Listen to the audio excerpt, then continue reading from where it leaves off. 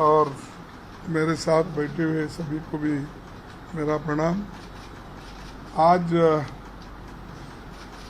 जो हमारी parliamentary strategy committee की मीटिंग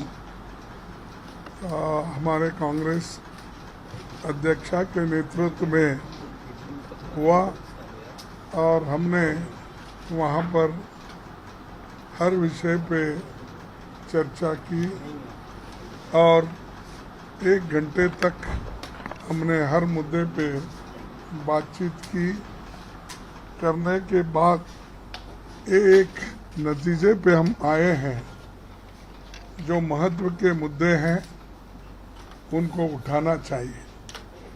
पहला मुद्दा है कि एलपीजी और प्राइस राइस, इसको जोड़ते हुए हम उसको प्रायोरिटी देना चाहेंगे।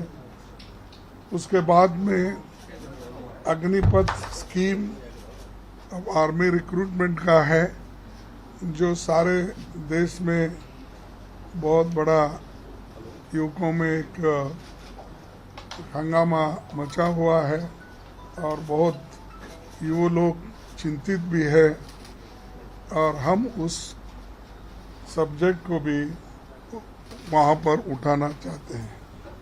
उसके अलावा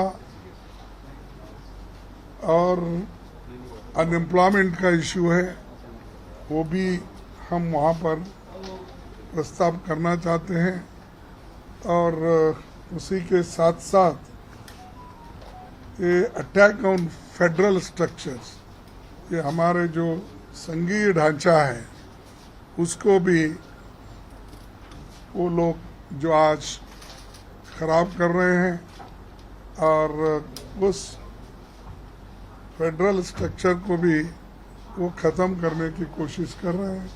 उस विषय पे भी हम सदन में उस मुद्दे को भी चर्चा में लेना चाहते हैं।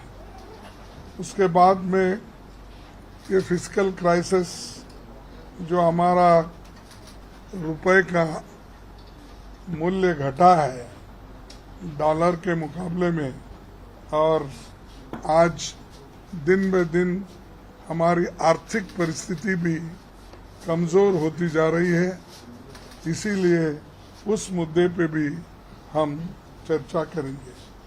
उसके बाद ये माइनॉरिटीज़ पे जो अन्याय हो रहे हैं और हेट स्पीचेस जो चल रहे हैं, उस पे भी हम दोनों सदनों में इस मुद्दे को चर्चा में लाना चाहते हैं।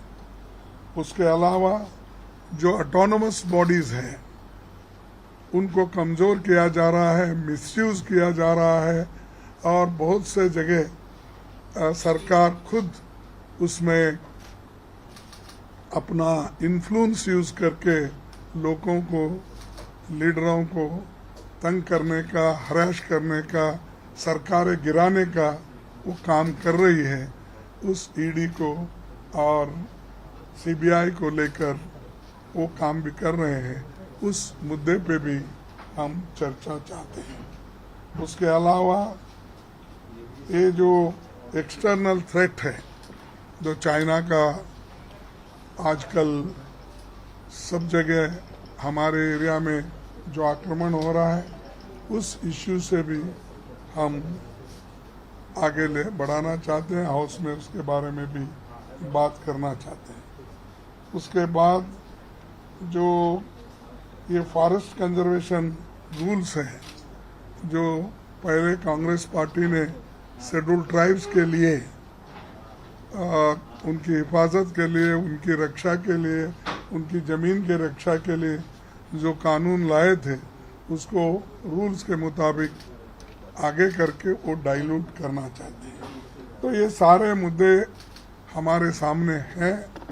इन मुद्दों को हम सभी ने चर्चा करके एक के बाद एक लेना और जो रूल्स, हमारे रूल्स ऑफ प्रोसीजर है, बिजनेस ट्रांजैक्शन रूल्स, उसके मुताबिक हम वो रूल्स के मुताबिक ये मुद्दे उठाते रहेंगे। और आखिरी और एक आपसे बात कहना चाहता हूँ कि 17 को पार्लियामेंट्री अफेयर्स मिनिस्टर ने जो ऑल पार्टी मीटिंग बुलाई है, उसके तत्काल बाद हम हमारे जो अपोजिशन पार्टी के जो फ्लोर लीडर्स हैं, जो हम लाइक माइंडेड पार्टीज मिल के जो सदन में काम करते हैं और करने की इच्छा रखते हैं, उनका भी मीटिंग उसके बाद इमीडिएटली हम वहीं पर करेंगे। तो ये सारी चीज़ें हम आपके सामने रखे हैं और यही चीज़ें हम आने वाले मानसून सेशन में हम रखेंगे। और जो भी बिल्स आएंगे, या क्योंकि बहुत से बिल हमारे जो स्टैंडिंग कमेटी में जो अप्रूव होके चले गए हैं या लोकसभा में जो अप्रूव होके हमारे पास आने वाले हैं, उन सारी चीज़ों पे भी समय के अनुसार बातचीत करेंगे और आगे आपको आगे का जो स्टेप्स है वो क्या होने वाला है, क्या देंगे, वो फिर बताएंगे, क्योंकि अब तो बार बार हम मिलते रहेंगे। और एक बहुत बड़ा इशू जो बैंकों का निजीकरण, जिस ये 1969 में बैंकों का जब राष्ट्रीयकरण हुआ था और श्रीमती इंदिरा गांधी जी ने गरीबों के लिए बैंक जो खोला था, ये सरकार उसको उस निजीकरण को, नेशनलाइजेशन को हटाकर प्राइवेटाइजेशन करना चाहती है। उस बिल को भी हम विरोध कर रहे हैं और हम लड़ेंगे, क्योंकि ये 27 बैंक से वो 22 तक लाए, फिर 22 को घटाकर फिर अभी भी 20 पे ला रहे हैं और आहिस्ता आहिस्ता निकाल कर वो ये चाहते हैं कि देश में एक ही बैंक रहे, स्टेट बैंक ऑफ इंडिया। तो ये उनका मंशा है। एक तरफ तो बैंकों का जो निजीकरण हुआ, ये प्राइवेटाइजेशन हुआ था, हो रहा है वो एक तरफ, और जो नेशनलाइजेशन होकर लोगों को जो सहूलतें मिली थी वो छीनना चाहते हैं। तो हम उसके खिलाफ भी लड़ेंगे। शुक्रिया खड़गे जी। Thank you. अधीर रंजन चौधरी जी, गुजारिश करूंगा एक मिनट इनका होने दो, फिर बाद में चलिए। Sir, it is easier for you. Shift कर लें, ऐसा कर लो। कोई बात नहीं, कोई बात थोड़ा घुमाने की जगह कोई बात एक चेयर उधर चले जाते हैं। कोई बात नहीं, ठीक कर लेंगे। हमारे नेता खारगे साहब ने सारे मुद्दे को अपने तरफ से, मतलब पार्टी की तरफ से जो हमारा सदन के अंदर चर्चा करने की मंशा है, वो सारे आपके सामने उजागर कर चुके हैं। नया बात बोलने का कुछ नहीं है। सबसे पहले अभी भी हम ये जानकारी नहीं है कि सरकार की तरफ से कौन सा विधायक या मुद्दा सदन में चर्चा करने के लिए ला जा रहे हैं। ये हमारे सामने अभी उतना ज़्यादा खुलासा नहीं है। तो सरकार की अपने कितने बिजनेस सदन में लाना चाहता है, उसके ऊपर निर्भर करेगा कि हमारी तरफ से और कौन कौन सा मुद्दा हम उठाने की कोशिश करेंगे, क्योंकि सरकार की बिजनेस और हमारी मुद्दा दोनों मिलके ही सदन चलते हैं। मुद्दा की कोई कमी नहीं है। जब तक हमारे प्रधानमंत्री मोदी जी है तो मुद्दा की कभी कमी नहीं हो सकता।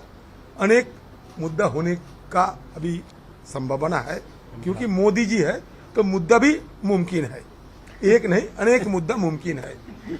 तो लेकिन हमारे तकलीफ ये है कि कितने मुद्दा हमारी तरफ से उठाने की सदन के अंदर हमें इजाज़त मिलेगा या नहीं।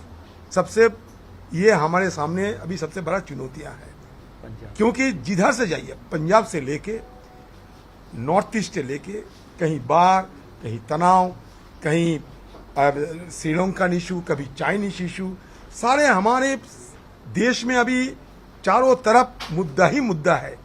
चाहे आर्थिक हालात को देखिए, आर्थिक हालात सिकुड़ते जा रहे हैं, और सबसे खास हमारे सांप्रदायिक तनाव, सोशल टेंशन, वो भी बढ़ते जा रहे हैं।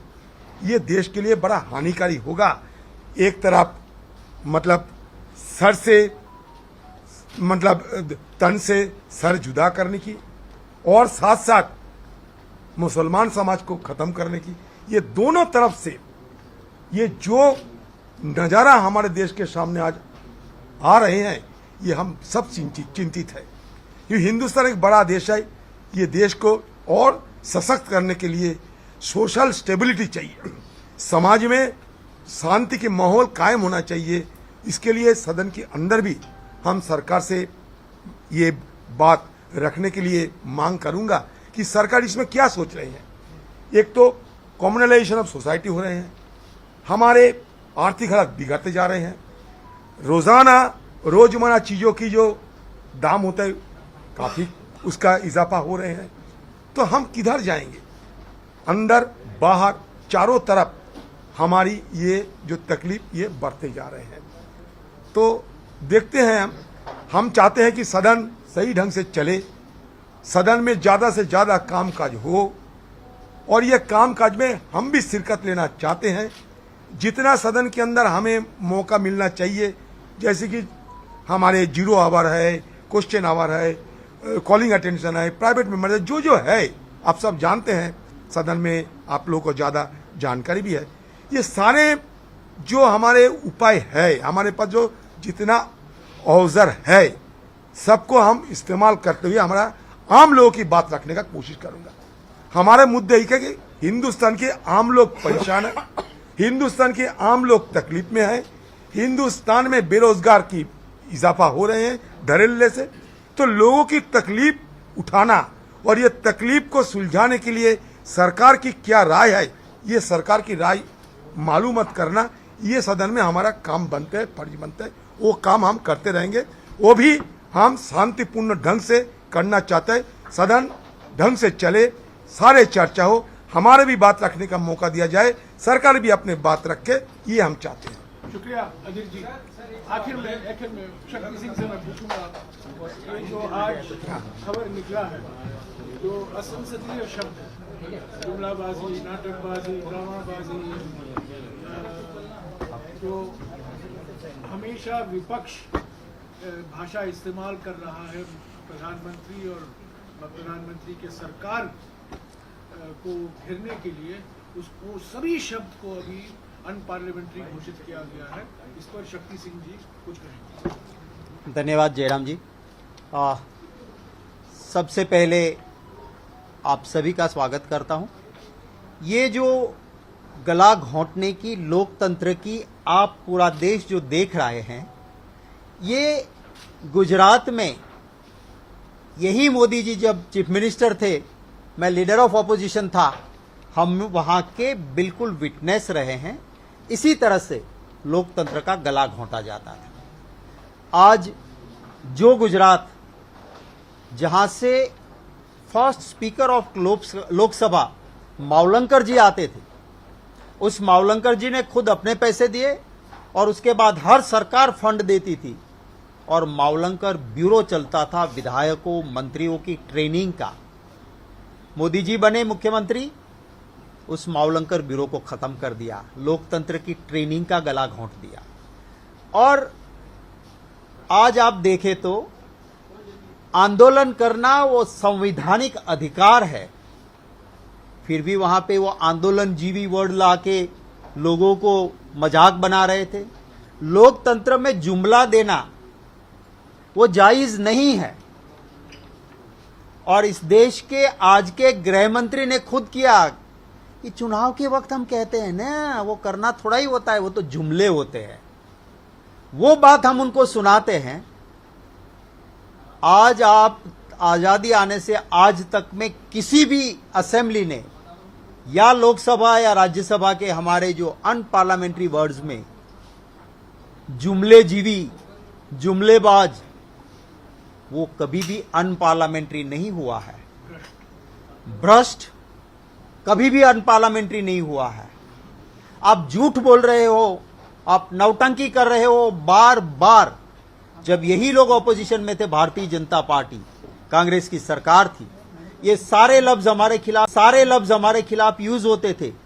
तब देश की पार्लियामेंट्री प्रोसीजर या संसदीय लफ्ज में अनपार्लियामेंट्री वर्ड में ये कोई लफ्ज नहीं लगता था इनको। ये गुजरात में भी जब हमने वाइब्रेंट गुजरात के नाम पे करोड़ों रुपया का भ्रष्टाचार हो रहा था और विधानसभा में एज ए ऑपोजिशन जब हमने कहा कि किसके साथ आपकी क्या भागीदारी है, आपकी क्या पार्टनरशिप है कि आप ये कर रहे हो, उसका पूरा तथ्य लगाया तो गुजरात में कह दिया कि भागीदारी माने पार्टनरशिप वो भी अनपार्लियामेंट्री वर्ड हो गया। माने आपकी किसी की अगर मिली भगत करके कर रहे हो उसके डॉक्यूमेंट्स हम दे रहे हैं, बोले ये नहीं बोल सकते हो। तो मैं मानता हूं कि देश के इतिहास में काली स्याही से देश के लोकतंत्र के इतिहास में ये टेन्योर जो है आज का भाजपा का उसको लिखा जाएगा। मैं तो अनुरोध करता हूं राज्यसभा के हमारे चेयरमैन साहब को और लोकसभा के स्पीकर साहब को कि आपकी प्रीमाइसिस है या आपका अधिकार है। गुजरात में भी इस अधिकार का हनन हुआ था। आप हमारे मेंबर्स के हितों के रक्षक हो, क्यों ये सब हो रहा है आपको भी सोचना होगा। अनपार्लियामेंट्री वर्ड के लिए आज तक का इतिहास में कभी भी जो लफ्ज नहीं आ सकते थे वो डाल के ये देश में जिस तरह से गुंडागिर्दी कर रहे हैं, जिस तरह से भ्रष्ट होकर लूट रहे हैं, अनपार्लियामेंट्री शब्द इस्तेमाल कर रहे हैं। हाँ ये कर रहे हैं ये, और मैं पार्लियामेंट से बाहर मेरे बोलने का अधिकार वो नहीं छीन सकते हैं। और यही हाउस के अंदर हमें पार्लियामेंट्री लैंग्वेज में जब कहते हैं वो आज तक जायज था, हम कहते थे। आज उन लफ्जों को भी बंद करना इस देश के लोकतंत्र का अपमान है। हम एक जिम्मेवार प्रिंसिपल ऑपोजिशन के नाते कांग्रेस अध्यक्षा सोनिया गांधी जी के नेतृत्व में जो मीटिंग हुई है उसमें तय हुआ है कि जो जनता के अहम मुद्दे हैं इनको हम हाउस के अंदर लोकतांत्रिक तरीके से उठाएंगे। सरकार को इन मुद्दों पे चर्चा देनी चाहिए अगर सरकार के दिल में चोर नहीं बैठा है तो। अगर उनके दिल में चोर नहीं बैठा है तो गैस के दाम पे चर्चा करें, अग्निपथ पे चर्चा करें। चाइना हमारी सरहद में घुस गया है, उनका एमपी कहता है, ट्वीट करता है, उसके ऊपर चर्चा करें। पंजाब के हालत बिगड़े हो या जहां हुए हैं उन सब पे चर्चा करें, यही हमारी मांग होगी। आज हमने और लाइक माइंडेड पार्टी के साथ भी हम बात करके एक फ्लोर मैनेजमेंट करके आवाम के इश्यूज को उठाएंगे। Thank you very much. Singh ji सवाल है, एक से सर, तो ये जो वर्ड्स हैं, जो अनपार्लियामेंट्री वर्ड्स हैं, इसकी जो लिस्ट बनाई गई है, क्या ऑपोजिशन के साथ मिलकर आप उसके अगेंस्ट में अपील रखेंगे चेयरमैन और स्पीकर के सामने ताकि रिकंसिडर किया जाए? देखिए, पहली बात तो ये है कि जब भी ऐसी चीजें होती है तो उसके लिए बाकायदा सभी पार्टी के साथ मशवरा होता है। मैं गुजरात से आता हूं, गुजरात की ये परंपरा रही थी कि अगर असेंबली के कानून में भी कोई बदलाव करना है तो पहले सभी पार्टी के लीडर्स के साथ बात होती थी, स्पीकर बुलाते थे, उसके बाद वो रूल्स कमेटी को जाता था। और अगर यूनेनिमिटी नहीं होती थी, माने एक भी मेंबर कहता था कि नहीं ये बदलाव नहीं हो सकता है, तो नहीं होता था। अनपार्लियामेंट्री वर्ड्स भी उसी तरह से तय होते थे। किसी को ख्वाब आ गया कि अब ये जुमलेबाज साबित हो गए देश में तो आप जुमलेबाज अंदर नहीं कह सकते हो, ऐसे नहीं होता है।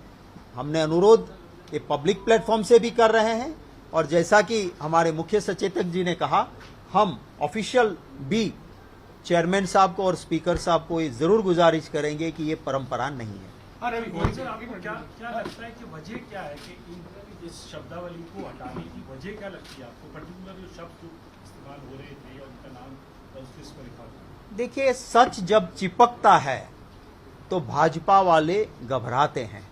ये सच था, ये जुमलेबाज है, उसको चिपक रहा था, तो इसलिए जो पार्लियामेंट्री वर्ड है उसको भी अनपार्लियामेंट्री करार दिया है। सर, चूंकि 17 तारीख को बैठक होने वाली है आपकी सत्ता पक्ष के साथ, आप सब लोग उसमें रहेंगे, प्रधानमंत्री भी उसमें रहेंगे, तो क्या ये मुद्दा उस बैठक में उठाया जाएगा? प्रधानमंत्री कहाँ बैठेंगे? प्रधानमंत्री कहाँ आते हैं? प्रधानमंत्री ये नहीं उनको आना आते। चाहिए। अब ये तो आते नहीं ऑल पार्टी मीटिंग। प्रधानमंत्री नहीं आते हैं, प्रधानमंत्री आखिरी 2-3 मिनट में आते हैं, करते हैं, तो फोटो आपके लिए आते हैं। खड़गे जी से पूछिए। नहीं, यूजुअली क्या होता है, पहले तो प्राइम मिनिस्टर बैठते थे, लेकिन अब के प्राइम मिनिस्टर सिर्फ ये सेंड ऑफ होता ना वैसा सारे डिस्कशन होने के बाद वो आखिरी में आएंगे, सबके साथ एक फोटो खींच लेंगे, फिर वही बहुत बढ़िया आप लोग भी छापते हैं, ठीक है, लेकिन वो आखिरी में आते हैं, अपने शब्द बोलते हैं, दूसरे किसी का शब्द वो सुनते नहीं और सुनना भी नहीं चाहते, तो वो डिस्कशन क्या होता है। तो इसीलिए यही तो गड़बड़ी है ना। अगर वो वहाँ बैठ के सुन के ये हो सकता है, ये नहीं हो सकता है, आप इस विषय पे चर्चा कीजिए, हम उसको मौका देंगे। ये बात ही वहाँ पर नहीं होती, इसीलिए वो प्रधानमंत्री जी सिर्फ आखिरी में आते हैं, चले जाते हैं। अब जुमलेबाजी और गिरगिट जैसे शब्दों पर पाबंदी संसदीय कर दिया गया है, तो क्या उसका इस्तेमाल आप लोग करेंगे या फिर उसके बदले जुमलेबाजी का करते रहेंगे? हम जरूर करते रहेंगे। ये अनपार्लियामेंट्री गलत तरीके से तय किया गया है, अनपार्लियामेंट्री हो नहीं सकता है। हम उसके ऊपर अपील भी करेंगे। हम जो जहां लड़ सकते हैं वहां उसके लिए लड़ेंगे। देखिए एक मिनट देखिए, पार्लियामेंट का एक पब्लिकेशन भी है, कौन से शब्द इस्तेमाल करना, कौन से शब्द इस्तेमाल नहीं करना, और उसी के तहत हम बात करेंगे। इन्होंने अगर नया कुछ लाना चाहते हैं तो जैसा कि हमारे शक्ति सिंह जी ने बोला कि मीटिंग बुलाकर सबसे पूछ के चर्चा करके उसके बाद निर्णय लेना चाहिए। उसके बजाय वो जो एग्जिस्टिंग अब हमारे पास किताब है शब्दों का, कैसा प्रयोग करना, क्या करना, उसको छोड़ के अगर ये करना चाहते हैं तो ये ठीक नहीं है। हम उठाएंगे, बार बार बोलते रहेंगे, वो बार बार निकालते रहेंगे, देखेंगे। एक मिनट इसमें ये भी कहा गया है कि ना सिर्फ जुमला जीरी बल्कि Covid spreader and snoop kit जैसे जो शब्द भी हैं इनका भी इस्तेमाल नहीं किया जाएगा, करप्ट का भी इस्तेमाल नहीं किया जाएगा। इसको आप किस तरह देखेंगे? ये तो पूरे के पूरे मुद्दे आप लोगों ने पहले उठाए थे। देखिए, पहली बात तो ये है कि जब प्रोटोकॉल था कि मास्क पहनना चाहिए, तब भी प्रधानमंत्री मास्क नहीं पहनते थे, आसपास वाले सारे लोग मास्क पहनते थे। तो ये कोविड स्प्रेडर कौन था? अब उनको लगता है कि मैं ही कोविड स्प्रेडर हूं, पर पार्लियामेंट में अब मुझे कोविड स्प्रेडर नहीं कहोगे। तो ये सारे वर्ड्स जो लगाए गए हैं वो इनको चिपक रहे थे, उन्हीं के लिए थे। तो उन्होंने ये किया है, मैं ही चोर, मैं ही पुलिस, मैं ही कोतवाल, ऐसा चलाना चाहते हैं। राम सर, आपसे सवाल है, आपने कहा कि नहीं, मैं सर इनसे ठीक है, सवाल जिन शब्दों का आपने कहा सर, इसलिए आपसे पूछ रहा हूँ हाँ। कि आप शब्दों का इस्तेमाल करते रहेंगे जो बुकलेट में नए शब्द आए हैं जिन्हें अनपार्लियामेंट्री घोषित किया गया। दूसरा, आपने विश्व गुरु का जिक्र किया कि अब आगे क्या, तो आपको क्या लगता है आगे क्या होगा? ना वो उसमें अभी तक तो अनपार्लियामेंट्री नहीं घोषित किया गया है, नए शब्दों को अब तक तो नहीं किया गया है। मैं कहते रहूंगा और जो भी कहे वो हम कहते रहेंगे। विश्व ठग गुरु कहेंगे, लोकतंत्र में थैंक यू। विश्व गुरु नहीं, विश्व ठग गुरु। Thank you. नमस्कार, मैं हूं मानक गुप्ता। अगर आपको हमारा ये वीडियो पसंद आया हो तो इसे लाइक और शेयर जरूर करें, और हाँ, हमें सब्सक्राइब और फॉलो करना ना भूलें ताकि आप देश और दुनिया की कोई खबर मिस ना करें। तो जुड़े रहिए हमारे साथ और देखते रहिए न्यूज़ 24।